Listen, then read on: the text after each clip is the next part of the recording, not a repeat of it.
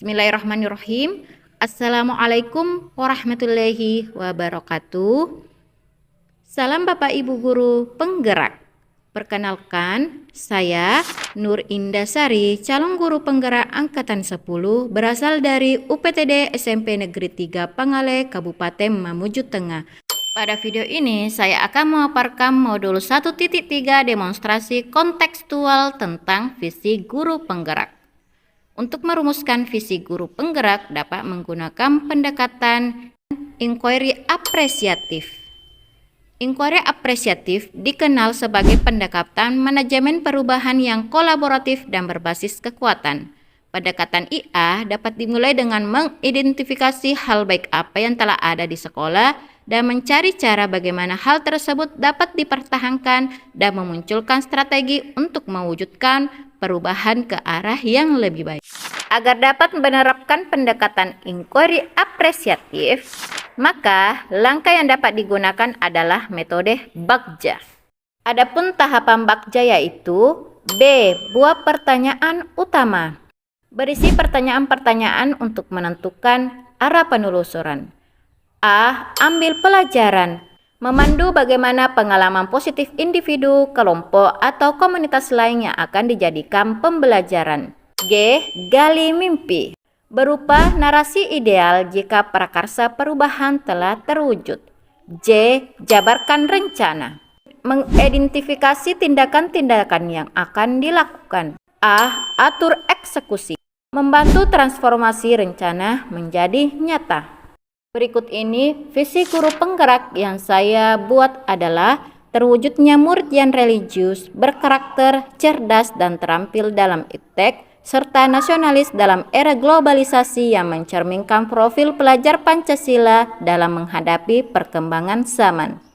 Adapun penjelasannya yaitu pertama religius, menggambarkan profil pelajar Pancasila dimensi beriman dan bertakwa kepada Tuhan Yang Maha Esa dan berakhlak mulia. Yang kedua, berkarakter, menggambarkan profil pelajar Pancasila dimensi gotong royong, mandiri, dan kreatif.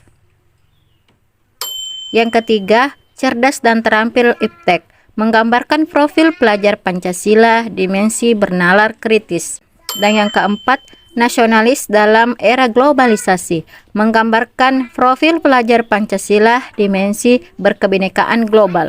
Untuk mewujudkan visi tersebut, maka saya membuat prakarsa perubahan yaitu meningkatkan kreativitas dan kemandirian belajar murid dengan pemanfaatan teknologi. Adapun tahapan Bagja yang saya susun yaitu pertama, buat pertanyaan utama. Pertanyaannya, bagaimana cara meningkatkan kreativitas dan kemandirian belajar murid dengan pemanfaatan teknologi? Adapun daftar tindakan atau penyelidikannya yaitu berdiskusi dengan kepala sekolah dan rekan guru. Kemudian, mencari literatur dan praktik baik tentang cara meningkatkan kreativitas dan kemandirian belajar murid dengan pemanfaatan teknologi.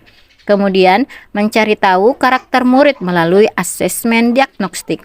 Kedua, ambil pelajaran. Pertanyaannya, siapakah guru yang ahli di bidang teknologi dan selalu memanfaatkan teknologi dalam pembelajaran di kelas? Kemudian, bagaimana memanfaatkan teknologi dalam pembelajaran? Selanjutnya, bagaimana cara memilih media atau teknologi pembelajaran yang dapat meningkatkan kreativitas dan kemandirian belajar murid?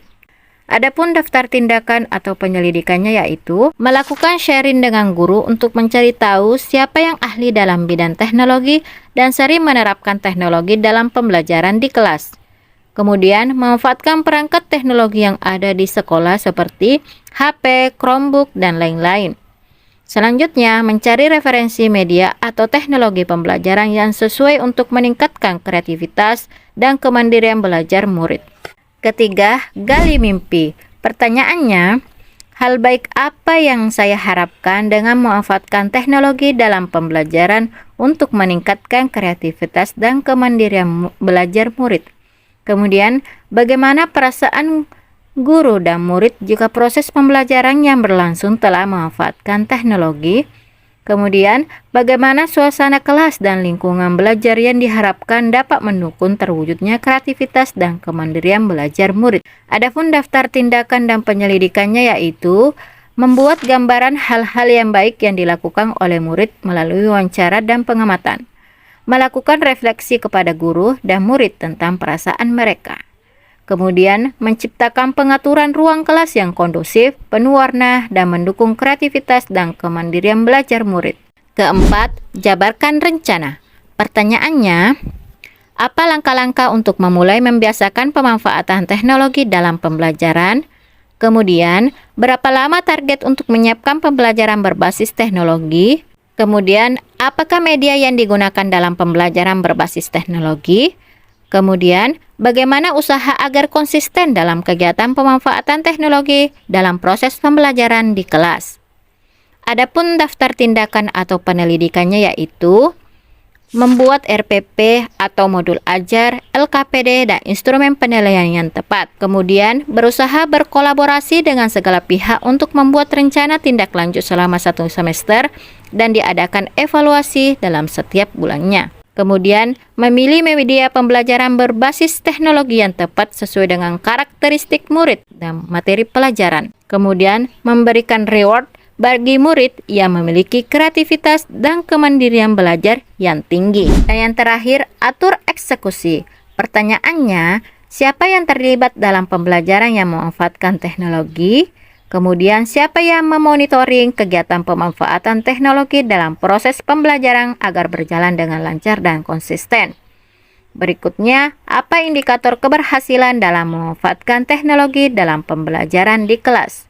Adapun daftar tindakan atau penyelidikannya yaitu melibatkan guru mata pelajaran dan murid.